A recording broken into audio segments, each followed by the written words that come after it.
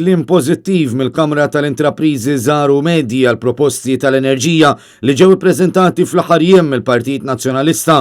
Flaqa virtuali mal-kellim tal-Partit Nazzjonalista l-Enerġija Rajn Kallus, il-kap eżekuttiv tal-Kamra Abigail Mamo faħret din l-istrateġija u qalet li Malta trid tkun kuraġġuża u aggressiva bil-politika tagħha dwar dan is-settur.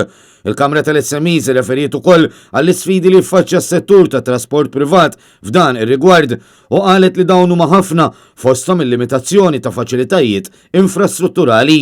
Minnaħa tiegħu Rajn Kallus sellem il-ħidma li qed tagħmel il-Kamra tal-SMEs, partikolarment blat ta' proposti li resqet dwar sorsi rinnovabbli fosthom dwar il-feed-in tariff u l-iskemi ta' għotijiet.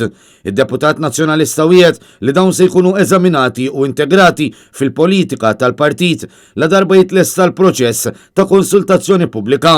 Apparti l-istasħija ta' ideat innovattivi, dan il-pjan tal-Partit Nazzjonalista l-Enerġija jinkludi kontijiet ta' dawl orħos, it-tieni interkonnektar għal Malta u proġett ta' enerġija iġġenerata mir-riħ.